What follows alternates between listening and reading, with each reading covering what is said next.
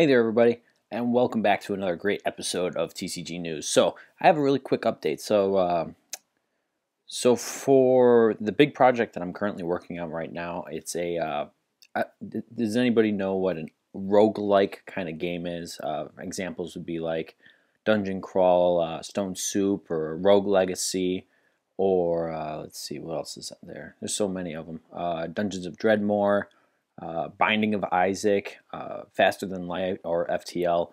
These would all be categorized as roguelike kind of games, which pretty much the definition of a roguelike is permanent death. So when you die, you're permanently dead and you have to start completely over.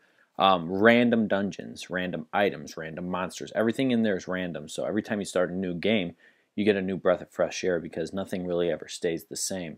The only thing that might stick is the character that you choose. So I do want to mention what a roguelike is really quick before I continue going on. So my goal here, and I've done a lot of research, and there's a lot of games that people will try to, or a lot of board games or card games that a lot of people will try to categorize as a roguelike.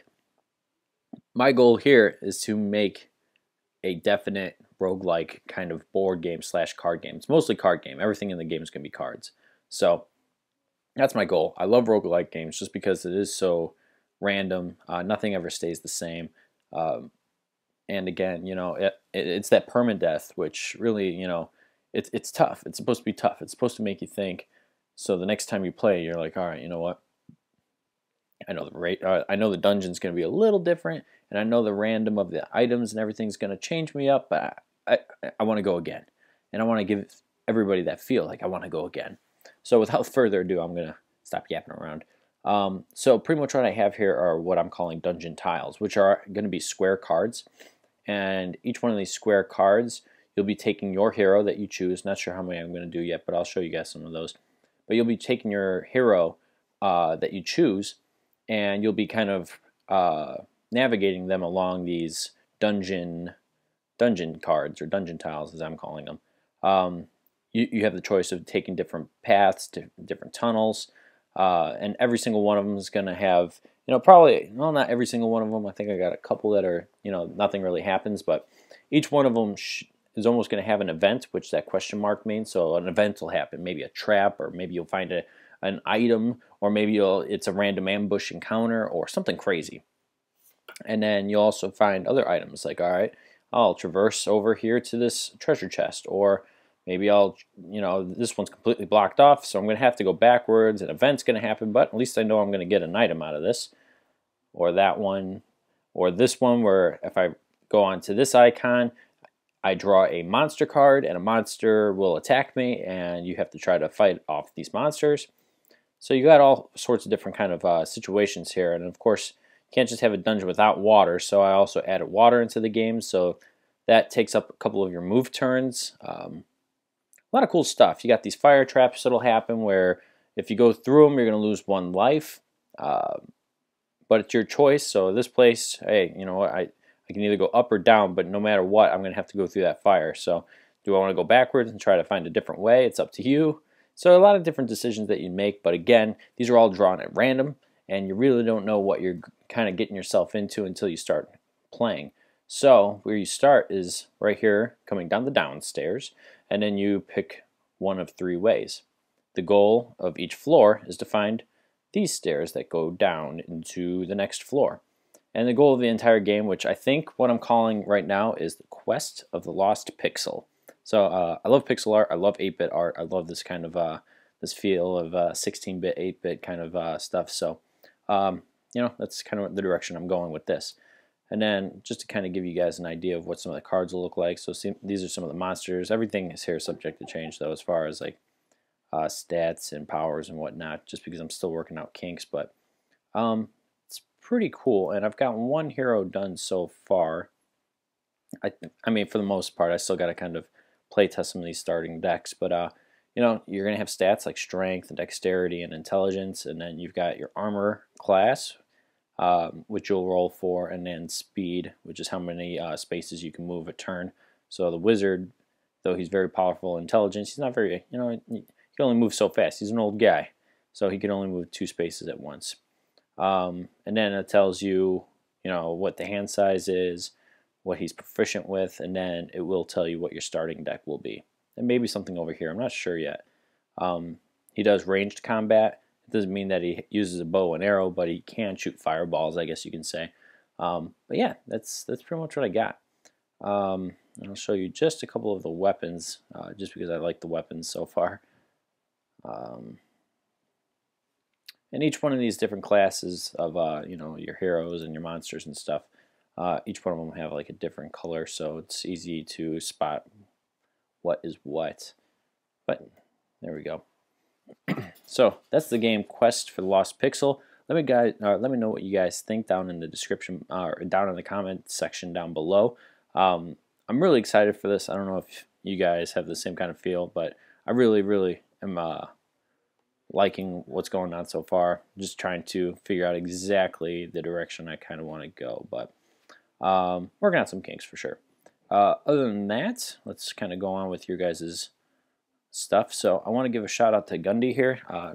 He has opened up. Let's see. We'll go into this really quick. He's created a website which I think is just amazing. He's done a really great job on this website. So it's for I think it's I mean the website's called Gundy Projects, but he's really showcasing a lot of the TCG artists and creators, and he's putting a lot of effort into the actual website himself, with the different projects that are going on, to the DreamScape card game, to the DreamScape series, to everybody's card games that they're posting. So we got right here the main page, and then he's already posted something for It's Monday, and it's for a creator here by Mystic Legends, which I'll get to in a little bit.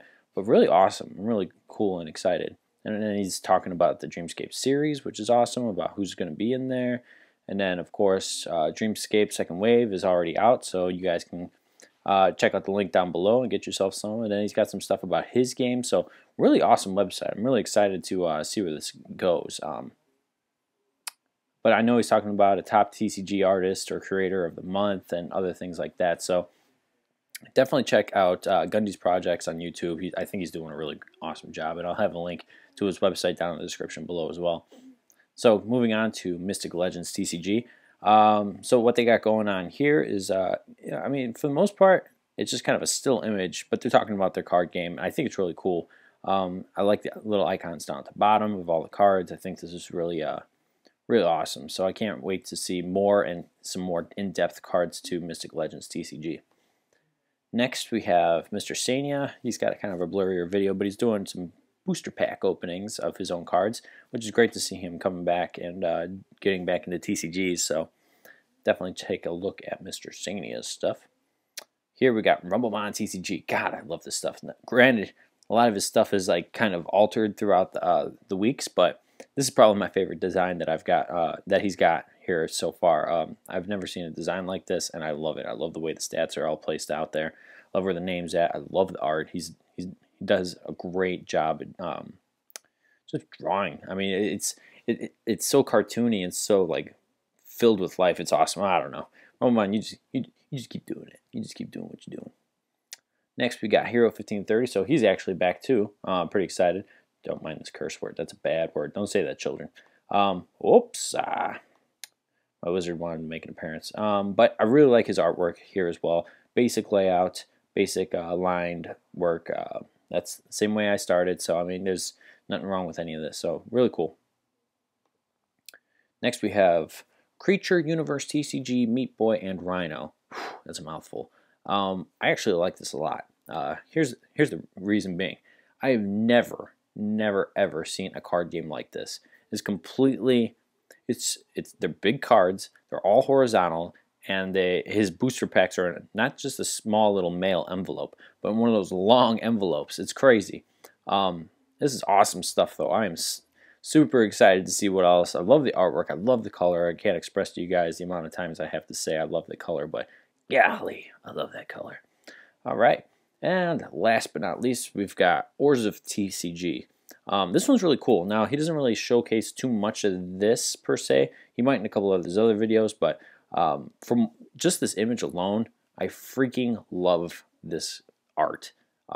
just looks so cool. It just looks like this mountainous rhino that's just chilling there, waiting for that moment to crush whatever he needs to.